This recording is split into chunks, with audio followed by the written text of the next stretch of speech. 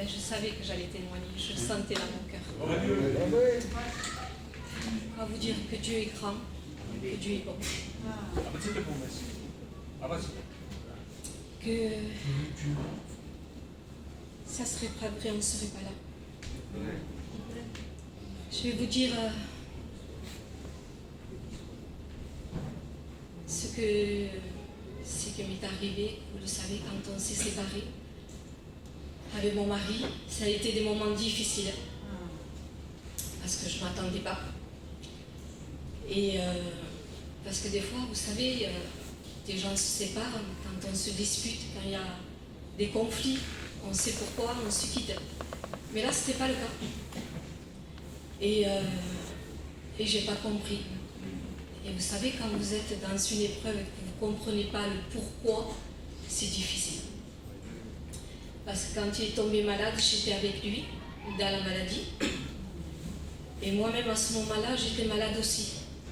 Et donc, quand il était, lui, à la clinique à Nîmes, moi, j'allais aussi, un jour oui, un jour non, à la clinique aussi, pour me soigner. Et donc, voilà, il a passé, au bout de 2 mois et demi, il est sorti en permission. Et quand il est sorti, je lui ai dit, Jeannot, tu vois, ça fait un moment que tu y es, et mes médecins ne peuvent rien pour toi, tu connais Dieu. Et tu sais que c'est de Dieu et de Dieu seul que tu as besoin. Et là, c'était un dimanche matin, et puis je l'ai amené au café. Et lui, il m'a regardé, il m'a dit, non mais j'ai besoin d'être seul. Quand il m'a dit ça, le ciel m'est tombé sur la tête. J'ai dit, mais qu'est-ce que tu dis? Il dit, oui, j'ai besoin d'être seul. Et à ce moment-là, je l'ai laissé. Alors je me suis dit, j'ai pas compris. J'ai dit, ou je vais à la maison et je jette tout, ou je vais à l'église. Et la voiture m'a amenée à l'église. Et là, je suis rentrée et j'ai supplié Jésus. Et je ne comprenais pas le pourquoi. Mais après la réunion, je suis rentrée à la maison et j'ai dit, il faut le dire aux filles que tu pars et qu'on se quitte en fait, que tu me quittes. Et lui, il ne voulait pas le dire, mais je dis, il faut le dire. Et puis quand il est rentré, en tête, après mes filles allaient le voir, mais moi j'y allais plus puisqu'on était quittés. Et ça a été des moments difficiles. À l'époque, c'était Bol qui était le pasteur. Et il me conseillait. Et à un moment donné, bon, après un temps, bon, je vais au plus court sinon ce serait trop long, il est sorti de l'hôpital. Et Bol me disait, tu sais, il faut essayer de le regagner, il faut l'inviter chez toi. Et moi, il y avait une colère dans mon cœur, parce que je n'avais pas compris pourquoi. Je dis, de quoi? Il a voulu partir. Je dis, ma maison, elle est fermée à double tour maintenant. J'ai dit non, je ne le ferai pas rentrer chez moi. Et lui, il me disait, mais si, et si, il faut. Et moi, je ne voulais pas. J'ai dit non, je ne sais pas pourquoi il est parti. Je dis, mais maintenant, il ne rentrera plus chez moi. Mais vu que je n'arrivais pas à accepter, et bon, et il me disait que lui, il ne fallait pas tout ça. Et j'avais un combat dans mon cœur. Et après, je dis, bon, c'est vrai qu'il ne faut pas. Alors je priais, je dis, Seigneur, aide-moi. Et voilà, j'avais des combats. Et puis, pour aller plus court, j'ai supplié Jésus de m'aider. Et l'Église était avec moi. Et heureusement que l'Église est avec moi, parce que l'Église, c'est une force. D'avoir l'Église et les frères et les sœurs dans des moments difficiles, quand on ne comprend pas, c'est... Et puis, pour vous dire, le plus qui est difficile, c'est de ne pas savoir le pourquoi tu t'es quitté en tête. Et puis,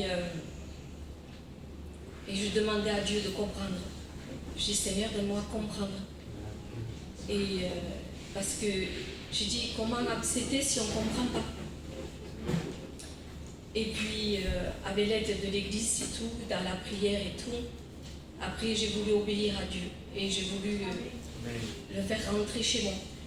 Mais quand je lui demandais, je dis, Jeannot, ben, si tu veux venir manger le dimanche à la maison, je dis, Et lui, on aurait dit que le diable le mettait dans un état où c'est vrai qu'il était plein de cachets. Et comme s'il avait peur de venir à la maison, il disait non, non, non, ça va, ça va. Je dis, ben, fais comme tu veux. Je dis, moi, les petites, je les ai, mais toi, tu passes à côté de tout ça. Et il disait que non. Alors là, il y avait une révolte dans mon cœur. Je dis, ben, si tu veux pas, allez, va te promener. Et ça, c'était moi, c'était la chair qui remontait à la surface. Et puis, il m'a fallu jeûner et prier. Et tellement que mes filles, chaque fois qu'elles me disaient, maman, viens manger. Je disais, non, je ne mangeais pas. Alors, elle me disait, encore tu jeûnes? Elle me disait, maman, arrête de jeûner, on va te mettre à côté de papa avec la perfusion. Et moi, je sentais que j'en avais besoin pour mon caractère. Et puis, j'ai demandé à Dieu, j'ai supplié à Dieu. Et après, Dieu l'a fait. Et après, je l'ai réinvité et il est venu. Et quand il est venu manger, au tout début, il disait, des fois, je me retournais, il était parti. Ni bonjour, ni bonne nuit. Je dis, Seigneur, que t'es? Et puis, bon, je laissais passer. Mais, vous savez, en 30 ans de mariage, on a l'habitude, on a des petits bons entre nous. Et là, c'était juste Rosita. Et puis, bon, le dimanche d'après, il est revenu. Et voilà. Et puis, mon gendre, en rigolant, il disait, beau-père, vous embrassez tout le monde, vous embrassez pas la belle-mère alors, pour plaisanter. Et lui, il m'a regardé, il a souri. Et puis, il est parti. Et puis, ça a été plusieurs dimanches, ça a été long, vous savez. Et après, le dimanche d'après, il est revenu. Et puis après, il me disait, merci Rose. Alors, puis il repartait. C'était déjà mieux. C'était un petit mot. Et puis, et quand il venait, en fait, je le faisais parce que Dieu me le demandait, mais dans mon cœur, j'étais blessée. Parce que quand il partait, j'étais blessée. Et j'ai supplié Jésus et puis j'ai dit, Seigneur, regarde mon cœur. Je vais obéir à ta parole, mais je suis blessée. Quand il part, je suis blessée. Alors viens réparer mon cœur. Et au début, c'était mes filles qui le servaient. Moi, j'étais là, mais je ne le servais pas. Et je ne lui parlais pas. Et après, quand j'ai fait cette prière, Dieu a réparé mon cœur. Et le dimanche d'après, quand il est venu, c'est moi qui l'ai servi. Et je l'ai servi comme je faisais d'habitude. Je l'ai servi, il y avait ma mère et ma belle-mère. Ils se regardaient toutes les deux de dire, on ne dirait pas qu'ils sont quittés. Et je faisais comme avant, je le servais et tout, je disais, tu veux du café, tu veux du gâteau, de la chantilly. Je tournais son café comme des habitudes que j'avais auparavant. Et puis, après, ça ne me coûtait plus. C'était naturel. Et c'était de mieux en mieux. Après, c'était plus le dimanche. Il venait dans la semaine. Il venait 2 ou 3 fois. Et je ne m'en rendais pas compte. Et puis, ça s'est fait doucement comme ça. Je fais au plus vite parce que ça serait trop long. Et puis après, c'est lui-même qui m'a dit, et si on retournerait ensemble? Et moi, là, honnêtement, j'ai dit non, on est bien comme ça. Parce qu'en fait, honnêtement, je m'étais habituée, parce que je vous dis ça comme ça, mais en fait, ça a duré 2 ans et demi. Donc, ça a été long. Ça n'a pas été 1 mois, ça n'a pas été 2 mois, ça a été 2 ans et demi. Donc, je me suis habituée avec le temps. Et quand il m'a dit ça, j'ai dit non, j'ai dit on est bien comme ça. On se voit, on mange ensemble, c'est très bien. Parce qu'en fait, j'avais peur de perdre ce que j'avais reçu, de ce que Dieu m'avait béni. Et puis, de se réhabituer à lui. Parce que 2 ans et demi, il faut se réhabituer après. Et j'en avais parlé à Dagaï qui était venu. Et je disais, il veut retourner. Je dis, mais j'ai peur. Et puis lui, il m'avait conseillé, il a dit non, ce que Dieu fait est parfait. Et puis après, on s'est remis ensemble. Et avant ça, que j'oublie que c'est très important, avant ça, comme c'était long que j'attendais que Dieu réponde à la prière, j'avais demandé un cadeau au ciel, du ciel, un cadeau. Et je disais, Seigneur, j'ai besoin de voir quelque chose, j'ai besoin d'une bénédiction. En attendant le grand cadeau, j'ai besoin d'un cadeau. Et ma fille Séphora ne venait pas, elle a été difficile. Et après, je ne sais pas si c'est par ce que moi je passais qu'elle est venue, je ne saurais pas vous dire.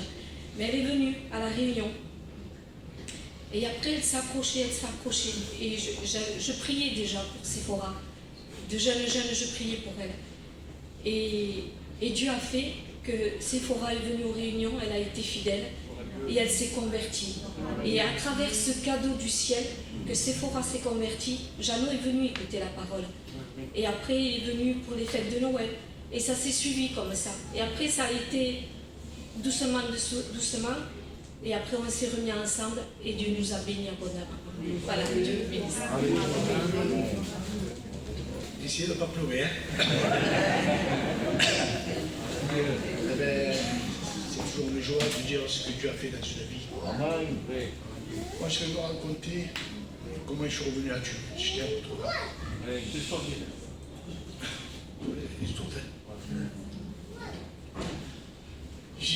Je disais que voilà, j'étais à Portugal depuis 7 ans.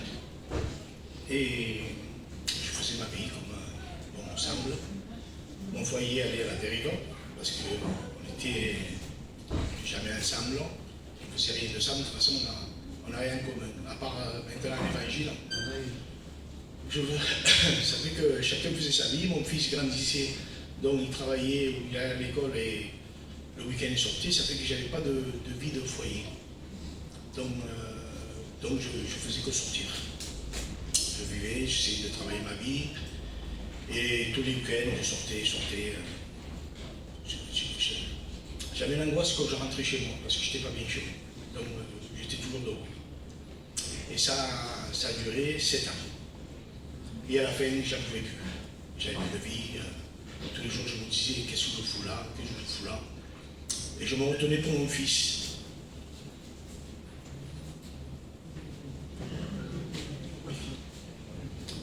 Donc je faisais beaucoup de choses parce que je voulais épargner mon fils. Je ne voulais pas qu'il souffre ce qu'on avait vécu. Donc je faisais tout pour d'avoir un foyer exemplaire. Mais il vient le moment, ce qu'on n'en peut plus, c'est que même ma femme a souffert plus cher parce qu'elle ne méritait rien. Heureusement qu'elle est restée chrétienne pendant toutes ces années. Je pense que c'est la grâce de Dieu que les prières des frères de la famille que sûrement je suis revenu, je ne serais pas revenu, ça aurait tombé sûr et certain que je ne serais pas revenu. Et un soir, j'avais un week-end, j'étais très mal dans ma peau. J'avais décidé de partir. J'avais dit, je prends ma valise et je me casse. En sachant les retombées que pour mon fils. J'avais cette peur, cette crainte qui ne me parle plus. Et j'appelle mon cousin Tchit. Et comme c'était mon confident, je l'appelais, je dis voilà, ce soir je m'en vais. Un jour, je pars de la maison. J'en peux plus chez moi et même ma femme ne supporte plus. Et voilà, il n'y a plus rien à faire. Elle me dit attends, ne prends pas de décision à la légère. Il me dit on se voit demain. Et demain c'est dimanche. Il me dit réfléchis et on se voit demain. Bon, de toute façon, je ne suis pas surpris. J'ai déjà raison, on va demain. Et toute la nuit, j'avais passé la nuit complète, le gamberger dans ma tête, comment faire, comment pas faire. Voilà, enfin, tout était décidé.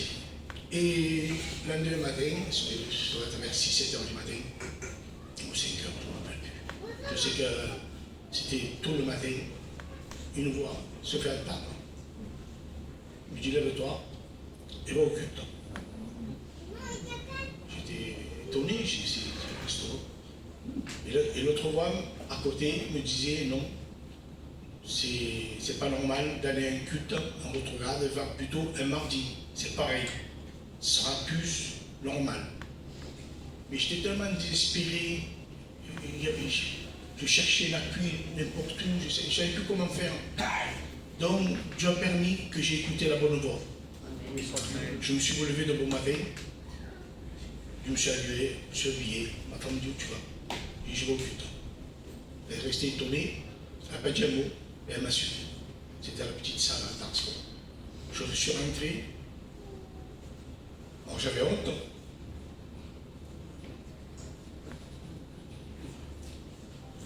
Et je me suis mis derrière, je me suis caché. Et dès que je rentrais, ça a tiré l'amour. Sentir la présence de Dieu. J'étais bouleversé. Tout me revenait, tous ces moments que j'avais passés. J'étais bouleversé, les quantités de millions de son amour. Et je pleurais sur moi-même. Et il y a eu 2 prophéties qui disaient qu'aujourd'hui, qu'il fallait qu'il rentre chez moi. Et que si je fermais les portes du paradis étaient fermées pour moi aujourd'hui. Notre prophétie avait confirmé que si aujourd'hui je n'acceptais pas Dieu, et je t'ai perdu. Donc, merci Seigneur que j'ai saisi tes paroles. Amen. Que j'aurais pu dire, il y avait plein de projets dans la semaine, plein de choses à faire.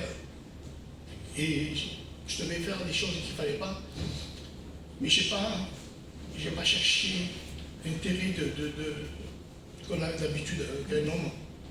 J'ai tellement désespéré, j'ai saisi la parole. Je n'ai pas dit demain ou mardi. J'ai dit c'est vrai, Seigneur, j'ai dit aujourd'hui. Je me suis levé et j'ai demandé pardon à Dieu de tout mon cœur. Je sais que ce jour-là, ça a été une nouvelle naissance. Parce que quand je suis sorti, j'étais vidé. Il y a eu un demi-tour. J'ai plus rien compris. J'avais des projets, j'ai jeté mon portable, j'ai pu penser à l'avenir, ce que je devais faire. J'ai dit voilà, un jour nouveau. Comme si je venais de me convertir. Voilà, ça fait 9 ans, même 10 ans. Depuis, j'ai eu des hauts, des bas. Mais on est là, grâce à Dieu. Mon foyer marche avec Dieu. Il y a la joie. La joie avec Jésus.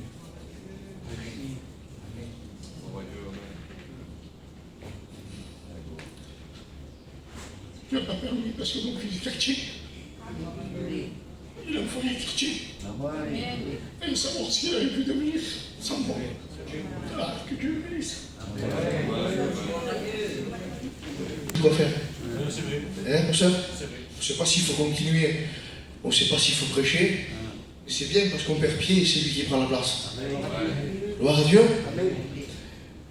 En tout cas, j'ai été touché par les témoignages parce que on voit combien Dieu aime reconstruire ce qui est brisé. Et Dieu se plaît à nous conduire. Dieu se plaît à nous diriger. La sœur Rista disait, je ne savais pas pourquoi, mais Dieu savait tout. Amen. Et parfois il y a des situations qu'on passe, on ne sait pas pourquoi on les passe, on ne sait pas pourquoi on est là, mais une chose est certaine, c'est que Dieu le sait. Et le plus important dans notre vie, ce n'est pas que nous on sache, c'est qu'on lui fasse confiance. Amen.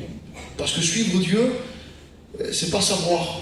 Suivre Dieu, c'est le suivre par la foi. On ne sait pas, mais on lui fait confiance. Et à partir du moment où on lui fait confiance, notre vie, eh bien, on la dépose à ses pieds. Et c'est important pour aller plus loin avec Dieu que déposer sa vie aux pieds de Dieu. Parce que parfois, vous savez, on peut vivre une vie et vouloir garder le contrôle. Se dit, mais je donne mon cœur à Dieu, mais il y a certaines choses que je veux encore contrôler. Moïse disait, à partir du moment où je donnais mon cœur à Dieu, j'avais des choses à faire dans la semaine, puis j'ai plus rien fait de ce que je devais faire, j'ai laissé Dieu me conduire. Et c'est important, alléluia, qu'on laisse Dieu nous conduire. Dieu nous diriger. Et ce soir, alléluia, avant de commencer à prêcher, je vais demander à David s'il veut nous chanter un cantique. Amen. Amen. Amen. Gloire à Dieu. Tu chantes un cantique, David? Oui. Gloire à Jésus. Merci. Gloire à Dieu.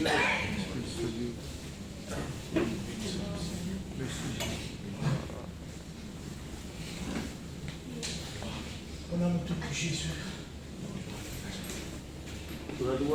Gloire au Seigneur. Amen. Cet après-midi, j'étais en train de prier, c'est pas moi qui devais faire la réunion. On a invité un frère, il n'a pas pu venir. Le frère Gino, on va prier pour lui, il m'a demandé de prier pour lui. Il y a la mère de sa fille qui est malade, elle a attrapé le Covid, elle est à l'hôpital et il m'a dit de prier pour elle. Après la réunion, on priera pour elle. Amen. Mais le plus important, c'est de savoir ce soir, eh bien, que Dieu a toujours un mot à nous dire. Amen. Et qu'il a toujours, eh bien, quelque chose à nous transmettre. Dieu n'est jamais pris au dépourvu. Amen. Amen. Il est toujours celui qui connaît nos cœurs, et il est celui qui sait et qui connaît la parole à propos pour nos vies.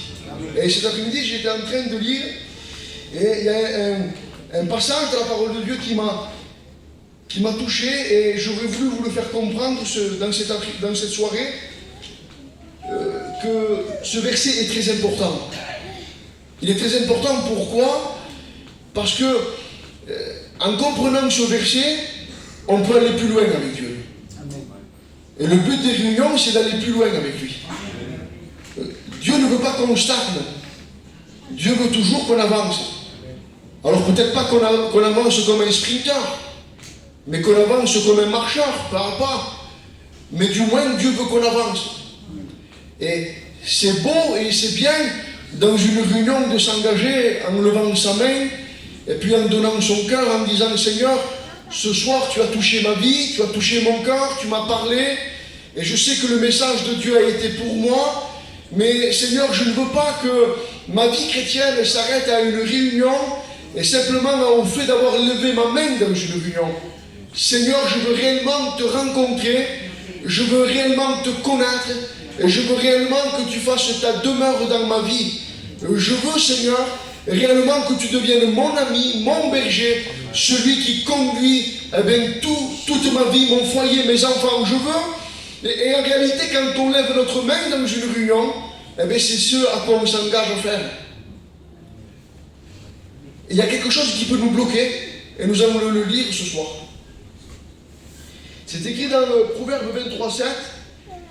Il est écrit: car il est comme les pensées de son âme. Mange et bois, te dira-t-il, mais son cœur n'est pas avec toi. Les pensées mauvaises sont en horreur à l'Éternel, mais les paroles agréables sont pures à ses yeux. Et la Bible nous apprend quelque chose, que nous sommes comme nos pensées. C'est-à-dire que ce que nous pensons, c'est ce que nous sommes. Pourquoi je vous dis ça ce soir? Parce que je sais que dans une réunion, Dieu peut parler à nos cœurs. On peut, après avoir écouté la parole de Dieu, mettre notre foi dans ce qui a été dit, et puis réellement s'engager, et puis réellement vouloir de tout notre cœur marcher avec Dieu. Mais à partir du moment où on s'engage à vouloir aimer Dieu et à vouloir faire sa volonté, il y a un combat qui vient. Un combat au niveau des pensées. Et l'ennemi de nos âmes sait que les pensées mauvaises sont en horreur à l'Éternel. Et parce qu'il sait que les pensées mauvaises sont en horreur à l'Éternel, vous vous rendrez compte vous-même qu'après avoir pris un engagement avec Dieu, de suite après avoir sorti de ce lieu, de suite après avoir sorti de la présence de Dieu, il y a comme des flèches qui viennent nous harceler en nous faisant douter sur l'engagement qu'on a pris. Aussitôt sorti de ce lieu, aussitôt qu'on s'est engagé, qu'on s'est repenti et qu'on a voulu réellement se convertir, immédiatement le diable vient et veut semer des pensées dans nos cœurs. Des pensées de doute, des pensées de mécontentement. Est-ce que ça ne vous est pas arrivé, vous? Moi, ça m'est arrivé lorsque j'étais au début de ma vie chrétienne. J'avais pris l'engagement je m'engageais dans les choses de Dieu. J'avais rencontré le Seigneur. Et puis, dans le long de la journée, tout à coup, il venait des pensées de choses que des gens m'avaient fait 1 an, 2 ans, 6 mois en arrière. Des pensées, des flèches, tout à coup, qui venaient et qui me rappelaient le mal que les autres m'avaient fait. Et quand ces pensées venaient, en même temps que les pensées viennent, le diable introduit de la colère, de la haine, de la méchanceté, de la rancune, de la vengeance, du découragement. On est stoppé dans la foi. Et à un moment donné, alors qu'on avait pris un engagement à servir Dieu, ces pensées naissent dans notre cœur et ils font quelque chose. Ils font qu'on met notre foi dans ce qu'on entend. On met notre foi dans le message de l'ennemi. Et à partir du moment où on met notre foi dans le message de l'ennemi, notre volonté est détruite. Notre volonté est mise à terre. David avait compris, il avait dit: Seigneur, soutiens-moi d'un esprit de bonne volonté. La volonté a besoin d'être soutenue par l'Esprit de Dieu. C'est pour cela que la Bible dit que vos pensées soient toujours en Jésus-Christ. Il dit certains, eh bien, sont dans des pensées mauvaises qui sont comme dans des forteresses. Certains sont prisonniers dans la pensée, et dans des pensées qui leur disent que jamais ils seront chrétiens, que jamais ils pourront aller plus loin avec Dieu, qu'ils ont occasionné trop de défaites, qu'ils ont occasionné trop d'échecs, qu'ils ont essayé d'aller à la réunion maintes et maintes fois, mais qu'à chaque fois ça a été un échec, et l'ennemi vient, et il sème le doute, il sème le découragement, il nous tient dans des pensées. On vient à la réunion, et pendant même que je prêche, tes pensées peut-être divaguent ailleurs. Tout est fait pour pas que tu écoutes le message de Dieu. Quel est ce message? Le message de Dieu, c'est qu'il t'aime, qu'il veut te sauver, qu'il veut te libérer, qu'il veut faire de toi un chrétien, une personne qui naît de nouveau, une personne dans laquelle il va arracher le cœur de pierre et il va mettre un cœur de chair. Le miracle de l'évangile, ce n'est pas ma force de caractère. Bien sûr que la volonté a une part, parce que comprenez bien qu'on n'est pas des robots. Il y a notre volonté et Dieu travaille avec notre volonté. Et Dieu sait qu'à un moment donné, l'ennemi va venir pour détruire notre volonté. Et ce soir, je ne sais pas si à la dernière réunion tu t'es engagé, on est mardi, peut-être vendredi dernier tu t'es engagé, mais tu as pu voir que entre ces quelques jours déjà, ta foi a diminué. Aussitôt sorti de la réunion, un doute s'est installé dans ton cœur. Peut-être qu'il y a des chrétiens même au milieu de nous, qui depuis des années, depuis des mois, eh bien, sont dans des pensées négatives et dans des pensées qui les empêchent de progresser dans la foi. Mais ce soir, nous voudrions déjouer les plans du diable et croire que Dieu est capable ce soir de nous faire sortir de n'importe quelle prison. Parce que Dieu nous aime. Amen. Il est écrit dans Philippiens, chapitre 4, verset 7. Et la paix de Dieu qui surpasse toute intelligence gardera vos cœurs et vos pensées en Jésus-Christ. Amen. Je le répète. Et la paix de Dieu qui surpasse toute intelligence, tout commence avec la paix. Et la paix de Dieu, à partir du moment où le diable a réussi à nous enlever la paix, Dieu ne peut plus nous garder. Parce que lorsqu'on a la paix, lorsqu'on reste dans nos pensées, et nos pensées sont en Jésus, notre cœur reste dans la paix. Parce que la paix, c'est Jésus. Le shalom, c'est lui.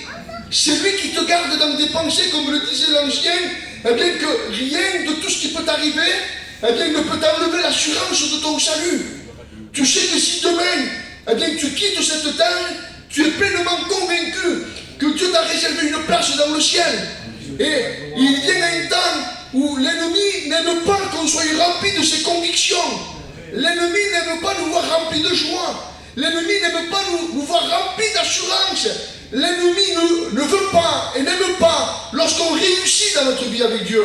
Alors il va s'employer de tous les moyens, de toutes les forces, de tout ce qu'il a autour de lui, et même à l'intérieur de toi, pour détruire cette paix, pour que tu perdes, pour que tes pensées ne soient plus en lui. Il en faut peu de choses des fois. Le facteur qui vient, et tout à coup, 4 points sur le permis.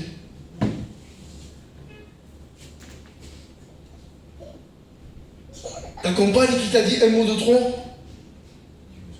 et la paix s'en va. Je vous fais rire, moi, le chien il s'est détaché, il est allé chez le voisin, il fait un scandale. D'un coup, la paix n'y est plus. Mais tout est fait. Pour qu'on perde cette paix. Pour que nos pensées ne soient plus en Jésus. Parce qu'à partir du moment où nos pensées ne sont plus en Jésus, elles sont en nous-mêmes. Et quand nos pensées sont en nous-mêmes, le négatif revient. On est des personnes, l'humain est une personne négative. On n'a jamais, en nous-mêmes, on n'a pas d'espérance. Je vais vous donner un exemple. Demain, vous avez un emploi, vous avez un travail, un CDI, vous avez plus la foi de perdre votre travail plutôt que d'avoir une promotion. Vous avez plus la foi que votre patron va être méchant avec vous que ce qui va être bon avec vous. On fait passer le permis à nos enfants. Tout à coup, une pensée vient et s'y fait un accident. Parce qu'en nous-mêmes, on est une machine à produire des pensées négatives. Et lorsque l'ennemi, parce que l'ennemi c'est ça, il joue avec notre imagination, il joue avec nos pensées, il joue avec nos regards, il joue avec avec ce qu'on écoute, il joue avec nous parce qu'il sait parfaitement quelles sont nos faiblesses. Et son but à lui, c'est de détruire notre foi. Et ce soir, je ne sais pas ce qui veut détruire ta foi. Pour la sœur Rosita, c'était son foyer. Pour Moïse, c'était pareil. Et on voit que souvent l'ennemi essaye de briser, de séparer. Mais la Bible dit que la femme sage bâtit sa maison et que l'insensé la renverse de ses propres mains. Je bénis Dieu de ce que les sœurs ont resté en Jésus. Amen. Amen. Et ce soir, je ne sais pas quelles sont les pensées qui ont traversé ton esprit. Quelles sont les choses qui veulent te faire sortir de la foi? Quelles sont les choses qui veulent te faire croire que tu n'es pas un chrétien? Peut-être tu crois que tu n'es pas chrétien parce que l'ennemi te fait voir que tu n'es pas comme les autres. Tu n'arrives pas à prier. Tu as du mal à t'intégrer. Et tu as du mal un peu à avoir une vie, une communion avec les frères. Et toutes ces choses-là font que tu te dis en toi-même, mais moi peut-être que je ne suis pas un chrétien. Peut-être que je suis quelqu'un d'à part. Peut-être qu'encore je n'ai pas fait cette réelle conversion. Peut-être que je ne suis pas réellement né de nouveau. Vous voyez? Et à partir du moment où on s'interroge, à partir du moment où on rentre en dialogue, à partir du moment où on n'est plus sûr de ce que Dieu nous a dit, alors il y a un processus qui arrive dans notre vie. On décline doucement, doucement, et on n'a plus la foi. Et quand on n'a plus la foi, on n'a plus envie de venir à la réunion. Parce qu'on rentre dans les logiques. On se dit, mais à quoi ça sert que je viens à la réunion puisque je ne suis pas chrétien? On ne lit plus la parole de Dieu. Parce qu'on se dit, à quoi ça sert que je lis la parole de Dieu puisque je ne suis pas chrétien? On ne prie plus. Parce qu'on se dit, à quoi ça sert que je prie si je ne suis pas chrétien? Et à partir du moment où le diable a réussi à démolir notre foi, eh bien, il a remporté la victoire. Mais ce soir, je voudrais, au nom de Jésus, que tu sois pleinement convaincu qu'à partir du moment où tu t'es repenti, à partir du moment où tu as pris la décision réellement de vouloir suivre Dieu, à partir de cet instant même, Dieu commence une œuvre en toi. Et il la rendra parfaite jusqu'au jour où il viendra nous chercher. Alors, ce soir, peut-être qu'il y a des jeunes garçons, des jeunes filles, peut-être qu'il y a des foyers, peut-être qu'il y a des anciens qui sont dans des pensées, peut-être même de dire qu'avec le temps, peut-être 20 ans, 25 ans, 10 ans, 12 ans de baptême, je ne suis plus un chrétien, je viens à la réunion, mais je ne suis même plus sûr de ce que je suis sauvé. Ce soir, dans le nom de Jésus, il faudrait que tu te lèves dans la foi et que tu dises à l'ennemi de nos âmes, aujourd'hui, je ne crois plus à ton mensonge. Vous savez, des fois on a des pensées et on voudrait que les gens prient pour nous. Moi je me rappelle qu'il y avait des personnes souvent qui venaient à la réunion mais ils disaient, pasteur, je ne sais pas, prie pour moi. La prière ne fera rien. Le problème dans ce cas-là, c'est un problème de foi. Parce que quand on se focalise simplement que sur ce qui ne va pas, on oublie ce que Dieu a fait sur nous. Alors on aura beau prier, on aura beau dire aujourd'hui tu repars de nouveau, on aura beau dire aujourd'hui tu es un chrétien, aujourd'hui tu es né de nouveau, mais si on ne croit pas au message de Dieu et qu'on croit au message de l'ennemi, on demeure dans une mort. Et on n'arrive pas à aller plus loin avec Dieu. Mais je le crois ce soir,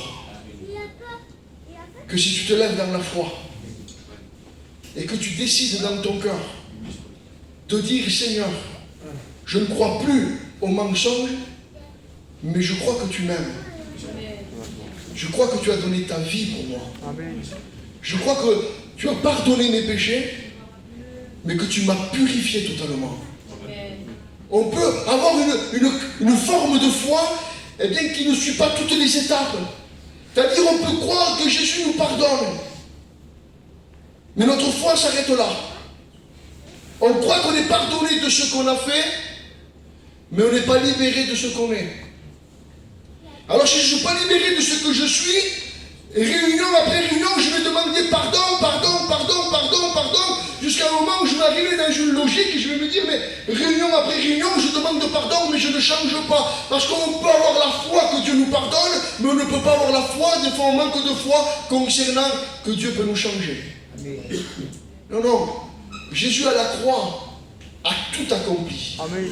Le pardon de nos péchés et la purification de nos péchés. C'est-à-dire qu'il nous a purifiés.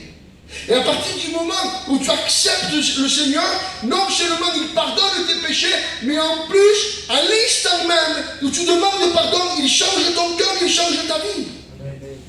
C'est-à-dire que tu n'es plus la même personne. Tu es une personne dont les pensées sont en Jésus, tu es une personne qui n'aime plus le péché, mais tu es une personne qui aime les choses saintes, les choses qui viennent de Dieu. La preuve, c'est qu'après avoir sorti de la réunion, qu'est-ce que tu as dit? Certainement que la première chose que tu as dit, je ne vais plus avec mes copains, je vais arrêter de fumer, je veux arrêter de boire, je veux arrêter de regarder certaines choses, je veux arrêter d'écouter certaines choses. Qu'est-ce qui a produit ça? La parole de Dieu. Mais si tu n'entretiens pas ce que Dieu t'a donné, le diable va s'employer pour le détruire. Et il va te dire non, c'est parce que la réunion, il y avait une émotion, c'est parce que la réunion, il y avait de l'enthousiasme, c'est le cantique, et c'est le frère qui a témoigné, et quand il a prêché, il y avait quelque chose, mais le diable va venir, il va te détruire dans les pensées. Alors ce soir, je ne vais pas me répéter. Parce que le but, ce n'est pas de se répéter. Le but, c'est que tu comprennes ce soir. Que tu es prisonnier dans les pensées. Et si tu voudrais être libéré ce soir, en un mot, nous allons faire quelque chose ensemble. Nous allons confesser que tu es un chrétien. J'ai dit, si je le retrouve,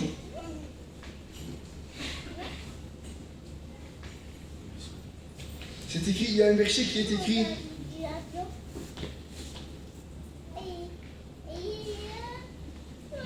Car la parole de Dieu est vivante et efficace, plus tranchante qu'une épée quelconque à deux tranchants, pénétrante jusqu'à partager l'âme et l'esprit, jointure et moelle.